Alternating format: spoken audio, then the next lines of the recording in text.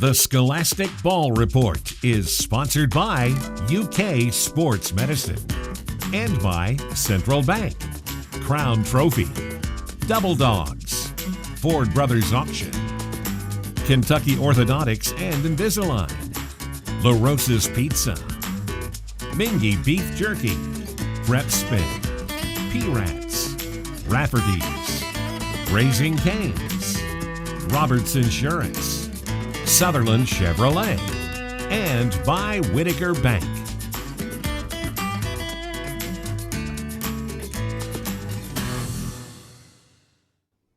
Hello, and welcome into the Scholastic Ball Report. I'm Bridget DeVries, and I'm your host for this week's show. And we have a great show for you this week. We'll start out with a great feature from WKYT from around the state. In Behind the Scenes, where we highlight people who are in the know and make things happen, we have a special guest, Mr. Doug Flynn, former Cincinnati Reds baseball player, Montreal Expo player, and Gold Glove winner from the New York Mets. He will talk to us a little bit about what's going on in baseball. Our Crown Trophy Athlete of the Week is Mr. Sam Boffman, a basketball and baseball player from Mercer County. The Roberts Insurance Team of the Week is the girls basketball team from Walton-Verona. From Nicholsville, we have the Sutherland Chevrolet Drive of the Week who will take you on down the road for some great high school sports action. In UK Sports Medicine segment, we have Johnny Yeager, and she's going to talk to us about a common ailment, ankle sprains. But we know what you want. You want the best highlights in the state of Kentucky on the high school, collegiate level, and every other level. Brought to you in Game Time by Lee K. Howard and Brian Milam. Bryan Station boys, they're perfect this season, but here's the catch. The defenders have had they've had 4 games canceled due to COVID, and they've played just 2 games all season. They haven't played since January the 9th. Tonight, meeting 2 and 4, Bourbon County. The defenders had a 16-point lead at the half. Building on that in the third quarter, Skylar Riley steps into a long 2. Bourbon County, though, kept fighting. Miles Ezell drives into the trees. Yeah, I get that friendly roll to go. Later in the third, Jeremiah Jones drives, kicks it out to David Green. He's got the green light from distance. Bourbon County, they made a heck of a run late. They were down by like 25 at one point, but Bryan Station, they're tough. Jamonte Newsome with the transition bucket. Final score, Station holds on 78-69.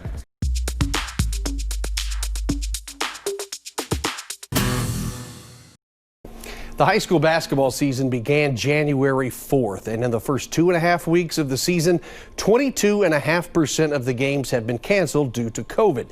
There has been an increase in cancellations. The first week, we were at 16.2%, and this week at 26.2%. On the surface, that sounds like a large number, and it may be, but KHSAA Commissioner Julian Tackett says there is a positive spin on this. There are those who would say that 25% of the games being canceled, oh my gosh, this is terrible. Well, in reality, that's a message that your guidance is being used. And that is certainly something that we continue to reiterate to people in the executive branch as well as people in the Department of Public Health, that while it may show that there's been cancellations, it's also showing that people are going by your recommendations and canceling as needed. Now, if you compare and contrast the COVID cancellations during the high school football season and high school basketball season, those numbers are somewhat close. Football had 23.8% canceled to basketball so far, as I mentioned, 22.5%.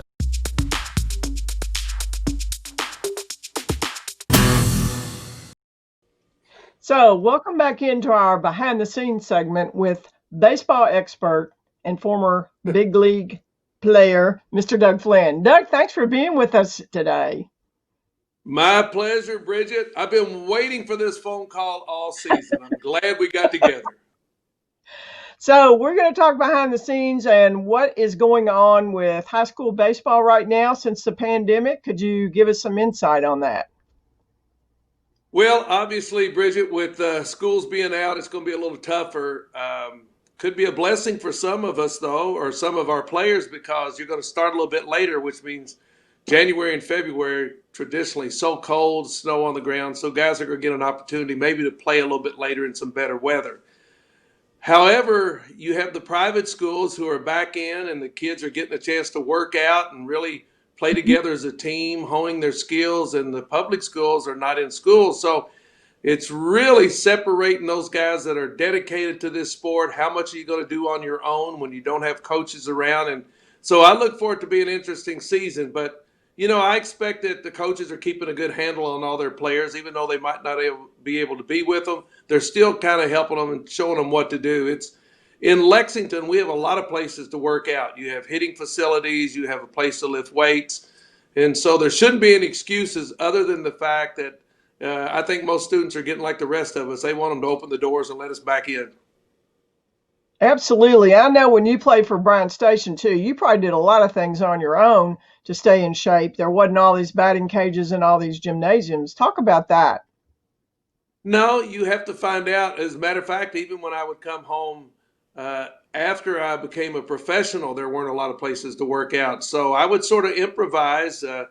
One thing that was good, as you well know, I was over at the University of Kentucky a lot in the Seton Center, and even though it wasn't your typical baseball workout, we didn't have indoor hitting machines. I would still do things like throw a tennis ball up against the wall and work on my hand position and turn a double play, get my sprints in, and just try to stay in some kind of condition. And, you had to be, back in those days, you really had to try to stay in pretty good shape because you couldn't lift weights. That was a taboo. So you had to do a lot of stretching, a lot of running, and just basically a lot of fundamentals. And, if you quit and laid off for any length of time, the rust was going to be there. So, these kids have to be very disciplined, even more so now than if they were in school.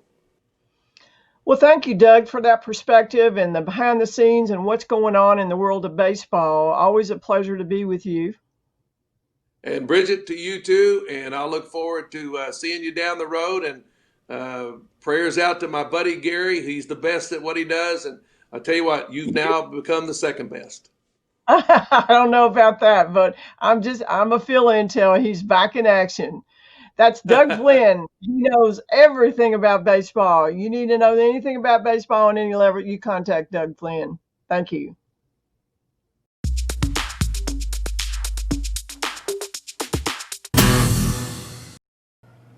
All right, welcome into the Scholastic Ball Report, and today's athlete of the week, our scholar athlete, is Sam Boffman from down there at Mercer County Titans on the Scholastic Ball Report once again. And, we're excited because, Sam, you're ranked number 1 out of 181 students in your class, and, just doing outstanding things down there at Mercer County. Thank you. Appreciate it. Talk to us about this school year and how things have been going for you. I go to Mercer County Senior High School here in Harrodsburg, Kentucky. Right now, I'm taking all AP and dual credit courses, so I get out early at like 10 o'clock, which is real nice. And I go to our local branch at Campbellsville University and take 2 classes there.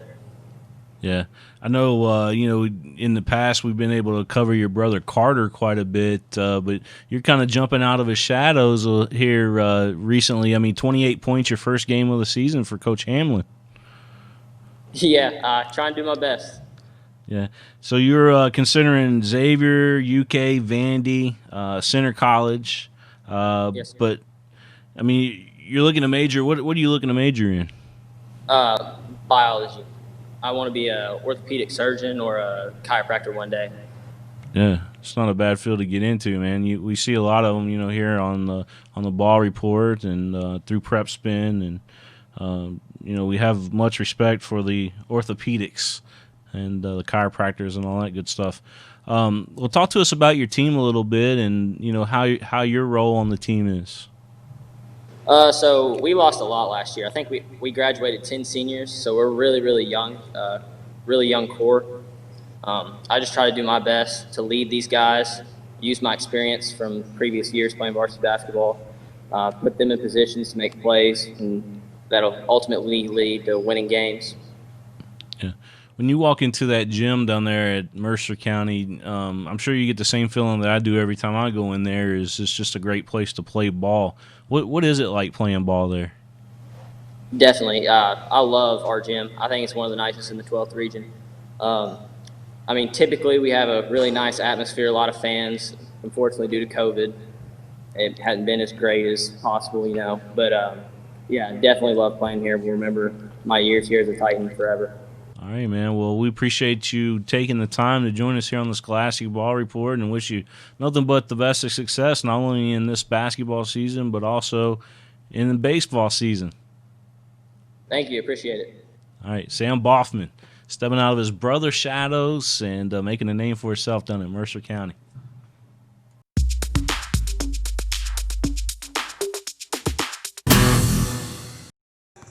It is time for your Sutherland Chevrolet Drive of the Week. Reed Shepard and North Laurel visiting Clay County. This kid is the real deal. Gets the step back jumper to go, and then he turns defense into offense behind the back. He is a walking highlight reel. UK better start targeting this kid. Reed Shepard and North Laurel winners at Clay County. Those highlights, your Sutherland Chevrolet Drive of the Week.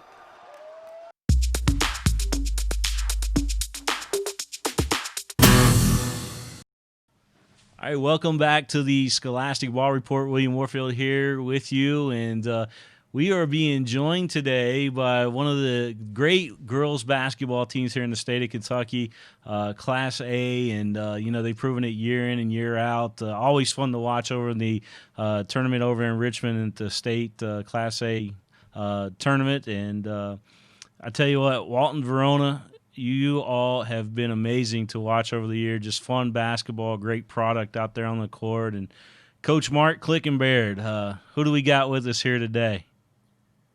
Well, I got our two returning starters from last year. We got junior Maggie Berger and senior Haley Neely. All right, Coach, you want to touch Yep. on the season? I know you punched your ticket for this year already as well, winning the 8th region. So you'll be back in Richmond once again when that starts up. Yeah, we're fortunate to win the region. Owen County's a very good team, and it was a very, very good game. It was tough to have that kind of pressure in the first part of the season. I mean, the first week of the season, you're playing one of the most important games of the year. So it was it made the preseason kind of different because you're preparing for one tournament instead of the whole season. So that in itself made it difficult, but the girls responded. Again, we feel fortunate that we get to go. This will be our 4th year in a row. We've been runner-up the last 2 years, so we're hoping to get one step farther this year. Haley, being a senior, you've been part of that all 4 years, and just talk to us about that and just kind of the ride that you've been on with the program. It's been a great ride. Every single year, I've enjoyed going down there and playing with my teammates. I say it every year. That's the most fun I've ever had, playing basketball down there at Richmond. Like Coach Link said, hopefully we get to take it a step further this year, but really excited. I think we have a good chance this year, so hopefully we can pull it out. Maggie, you're kind of like the floor general there for your team, and just doing big things each and every year. Always fun to watch you and seeing how your game has evolved over the years. What's your thoughts about it? I've always grown up watching the girls play in the state tournament, and it's just something that I've looked forward to. And the fact that I get to play in it not like every year, but like the fact that I just get to be able to be a part of it now that I've been watching it is the most surreal thing for me. Yeah. Coach, does it help, with a tough schedule like you put together, every year, getting you ready for that All-A Classic? Oh, I think it helps tremendously. You play teams that challenge you, that speed the game up for you, that show your deficiencies, things that you can put on tape to watch, and the girls can understand it. Because visual is a lot easier for them a lot of times. So, playing a good schedule, playing good teams, it really helps you to prepare to the speed of the game. The main thing, it's if you can slow the game down in your mind, then you have a little more success. Yeah, your first game of the season, you did so by having kind of a measuring stick game, to kind of see where you're at, after practicing for 3 weeks to a month. You went up against Ryle, playing against which Ryle's still the defending state champions because we didn't have the completion of the Girls Sweet 16 last year. So I guess we could say, you guys went up against the defending state champions. Obviously, Crittenden playing for that team, and they're pretty good. But back to you guys, and you all have put on a 4-game win streak since then. Yeah, the play the Ryle game, I knew they would pressure us and again speed the game up for us, and that's something you can't simulate in practice. Right. So it was good to get that game in. There were some, we ended up losing. I don't remember by how many points, but we actually didn't play that bad. We didn't shoot very well, but a lot of things we did I was happy with, and I think that carried over into the All-A tournament. Again, when you start out the season with someone like Ryle, then yeah, that helps. It helps.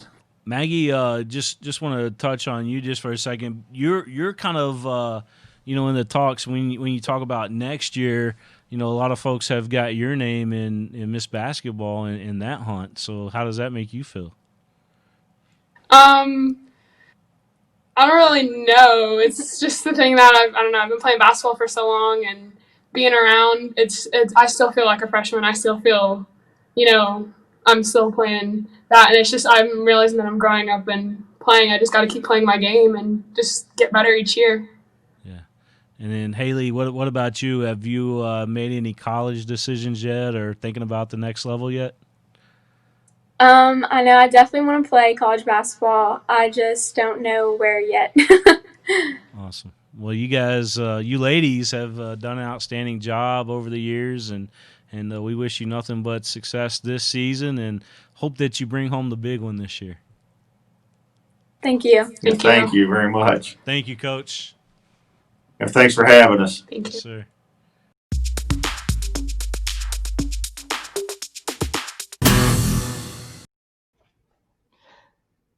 With us today from UK Sports Medicine is Johnny Yeager. She is on the staff there at UK Sports Medicine, and she's going to talk to us today a little bit about a very common injury for high school athletes, ankle sprains.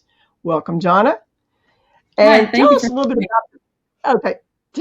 about the types of sprains that we could get. You really have 3 different types of sprains. You have your inversion sprain, which is where your foot goes inward, your eversion sprain, where your foot goes outward, and then your high ankle sprain or your syndesmotic sprain. Well, you hear about a high ankle sprain, and that I think probably is one of the more severe ones and maybe takes a little longer to rehab. Is that right? Yes, it does. It usually takes about 6 weeks. Wow, that's a bad one. So when someone gets an ankle sprain, what are the treatment methods that you should put into place? So for immediate treatment, the first things you want to do is do the RICE method, which is rest, ice, compression, and elevation. That's the most important thing. And, some people talk about heat, but I guess the best thing to do immediately would be the ice. Is that right? Right. So the ice will help more with your pain management as well with the swelling. So if a student athlete were to have a sprain, are there any things they can do at home, or can they just do the RICE method at home? You can do the RICE method at home. There's also a little bit of rehab that you can do while you've got your foot propped up with the above your heart to keep some of that swelling out. You can write the ABCs with your foot. Just do some foot circles. You can also just do like gas pedal, just like you're in the car. Boy, those are good techniques because anybody could do that at any particular time. So is there any way you can prevent an ankle sprain? So to prevent an ankle sprain, the biggest thing you want to do is to strengthen it and strengthen everything around it. So you want to make sure that your legs are good and strong. You want to do some calf raises, what I call toe raises, which is where you just pull your toes straight up like this. But the biggest thing is just to keep your ankle good and strong. Well, that's great advice. And as always, from UK Sports Medicine, all the folks there have great advice for us to keep us active in sports. So thank you, Johnny Yeager from UK Sports Medicine, for being with us here today. Thank you.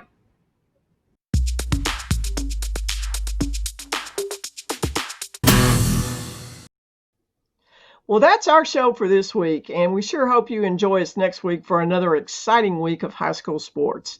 I'd like to offer special thanks to William Warfield, our video screamer, the King of Stream, and Joel Clace, who's our producer. And don't forget, for those you see and those you don't see, you keep your eye on the Scholastic Ball Report. The Scholastic Ball Report was sponsored by UK Sports Medicine and by Central Bank, Crown Trophy, Double Dogs, Ford Brothers Auction, Kentucky Orthodontics and Invisalign, La Rosa's Pizza, Mingy Beef Jerky, Prep Spin, P-Rats, Rafferty's, Raising Cane's, Roberts Insurance, Sutherland Chevrolet, and by Whitaker Bank.